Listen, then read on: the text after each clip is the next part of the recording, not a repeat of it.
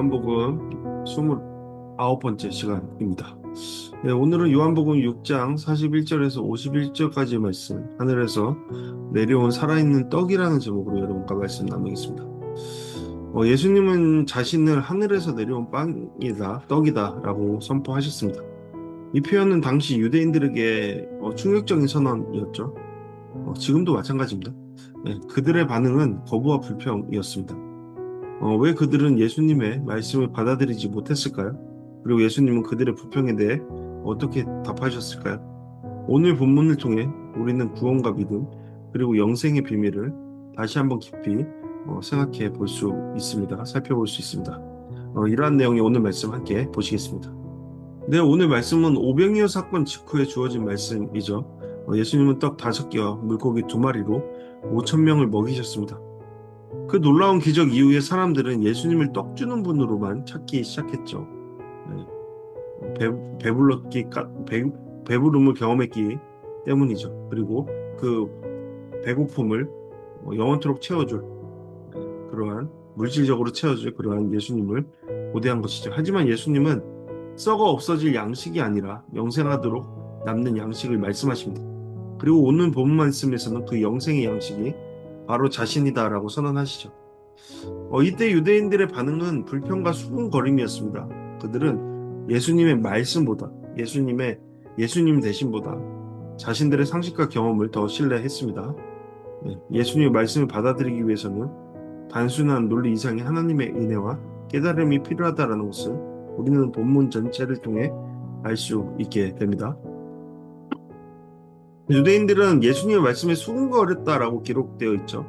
여기서 수군거리다라는 표현은 단순한 궁금증이나 궁금증을 가진 게 아닙니다. 그것보다는 불만과 반감을 내포한 표현이라고 볼 수 있는 겁니다. 그들의 논리는 이러했죠.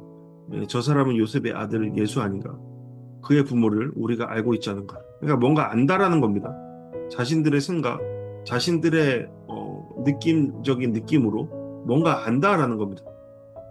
그들은 예수님의 인간적인 출신에만 집중하고 있었는데 그것을 통해서 충분히 자신들이 안다라고 과신해 버린 그러한 모습입니다. 이것은 광야에서 만나를 주신 하나님께 불평했던 이스라엘 백성과 너무나 닮아 있습니다. 그들 또한 안다고 얘기했죠. 자신들의 상황을 알고 있다. 그래서 우리는 염려할 수밖에 없다라고 말했습니다.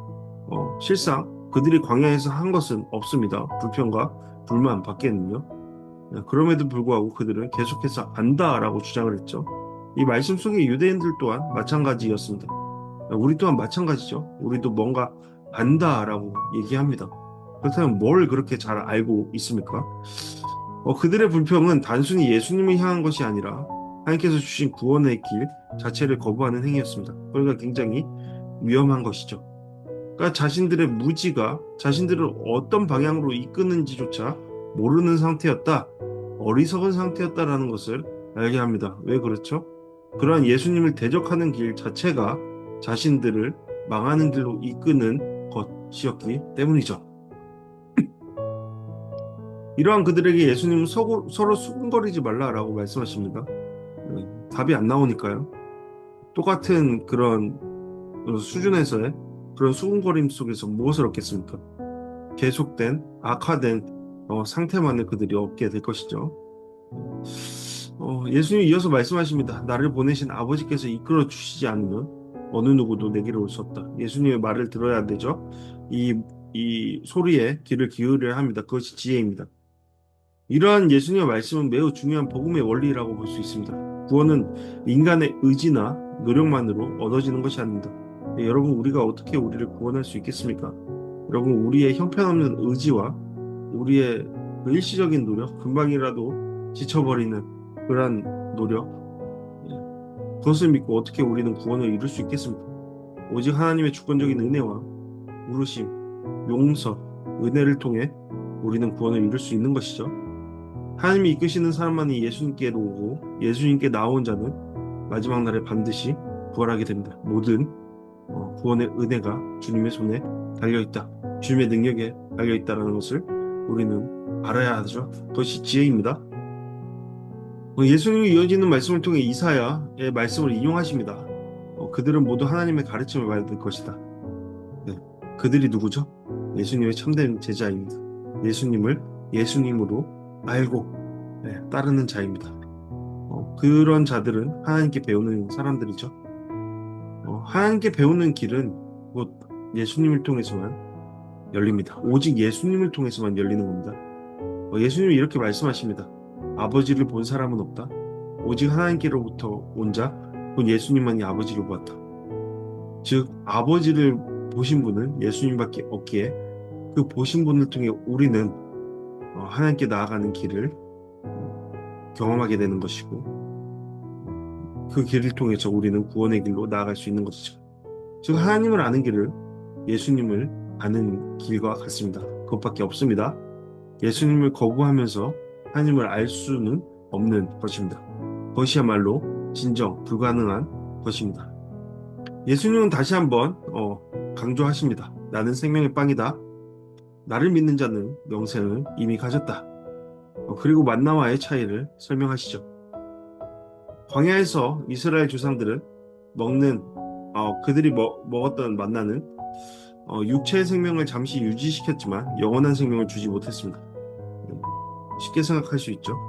그들은 일시적으로 배부름을, 일시적인 은혜를 경험했지만 그것은 그들의 완전한 은혜, 완전한 만족은 아니었죠. 또 배가 고프고 또 그 배고픔을 달랠 수 있는 무엇인가를 요구해야 되고 그것이 채워져야만 했습니다. 그러나 예수님이 주시는 빵은 영원한 생명을 줍니다. 영원한 생명, 영원한 만족. 이 빵을 먹는 것은 단순히 예수님의 말씀을 듣는 것만이 아니라 그분을 믿고 영접하며 예수님과 연합하고 교제하며 살아가는 것을 의미합니다. 따라서 마지막으로 예수님이 이렇게 선언하시죠. 내가 줄 빵은 세상의 생명을 위해 주는 내 살이다. 이 말씀은 장차 십자가에서 자신의 몸을 찢어 세상의 생명을 구원하실 것을 예고하신 것과 다르지 않습니다. 네, 예수님의 살을 먹고 그것으로 살아내는 것, 그것이 바로 그리스도인의 삶입니다. 또 예수 그리스도를 따라 살아가는 삶, 그분의 찢겨진 그러한 삶을 같이 찢겨지며 살아내는 삶, 그것이 예수님의 길을 따르는 제자된 모습, 그리스도인의 참된 모습입니다. 주님께서는 우리 믿는 자를 바로 그러한 길로 이끄시고 부르셨다라는 것을 우리는 오늘 말씀을 통해 기억해야 할 겁니다. 그렇다면 우리는 오늘 말씀을 통해 크게 세 가지로 생각해 볼 수 있습니다. 첫 번째로, 나는 예수님의 신성을 어떻게 받아들이고 있는가? 유대인들은 예수님이 하늘에서 내려왔다고 말씀하셨을 때 그분의 인간적인 배경만 보고 거부했죠. 우리도 예수님을 좋은 스승이나 도덕적 지도자 정도로만 여기고 그분의 신성과 주권을 인정하지 않을 때가 있습니다. 또한 예수님을 알지도 못하면서 알고 있다라고 이야기할 때도 참 많죠. 예수님을 알아볼 생각도 안 하고요.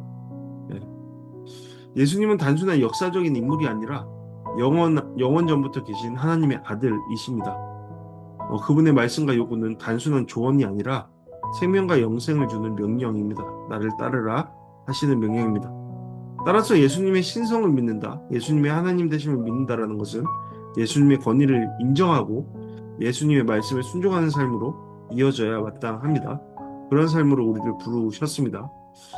두 번째로, 구원은 전적으로 하나님의 은혜임을 믿는가에 대한 우리 생각을 해봐야 됩니다. 여러분 믿으십니까? 구원은 전적인 하나님의 은혜입니까? 아니면 그곳에 우리의 어떠한 능력, 의지도 자리하고 있습니까? 예수님께 나오는 것은 단순히 내 결정과 의지의 결과가 아니죠. 본문에서 주님은 분명히 말씀하십니다. 아버지께서 이끌지 않으면 아무도 내게로 올 수 없다.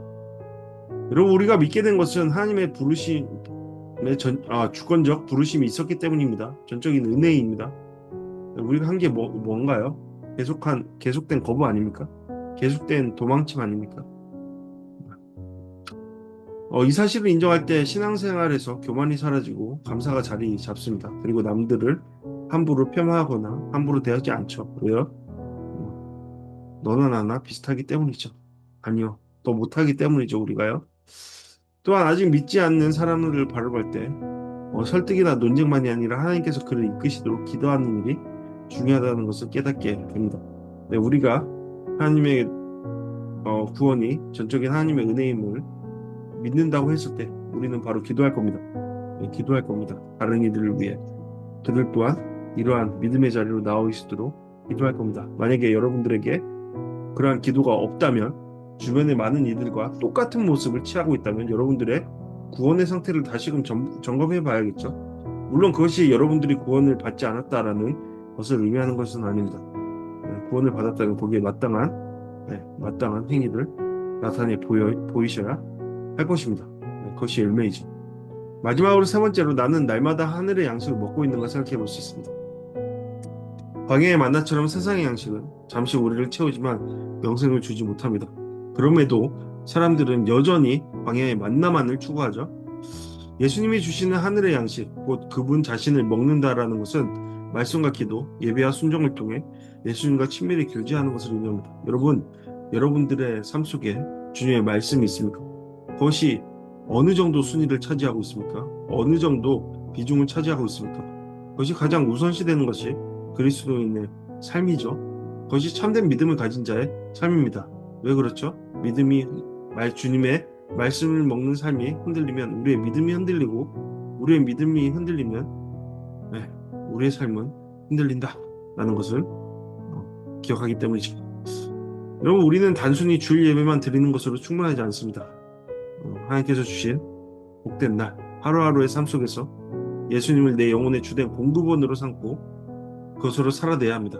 그런 삶이 우리 가운데 이루어지고 있는지 돌아봐야 할 것이죠. 영생을 주시는 참된 양식이신 예수님과의 교제가 무너진다면 우리의 신앙은 형식만 남고, 우리는 맛 잃은 소금처럼 길가에 버려진 그러한 인생과 다르지 않을 겁니다. 이 시간 다 같이 함께 기도하기 원합니다. 나를 위한 기도입니다. 주님, 제 마음의 불신을 깨트리고 날마다 예수님을 영혼의 양식으로 삼게 하소서. 예수님의 양식으로 하루하루를 살아가는 우리 모두가 되게 해달라고 함께 각자를 위해 기도하기 원합니다. 두 번째로, 교회를 위한 기도.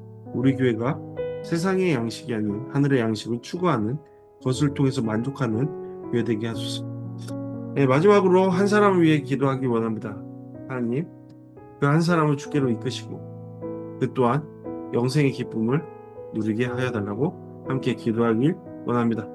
네, 감사합니다. 다음 시간에 다시 뵙겠습니다. 여러분들의 말씀 묵상과 기도가 더욱 깊어지기를 간절히 바랍니다.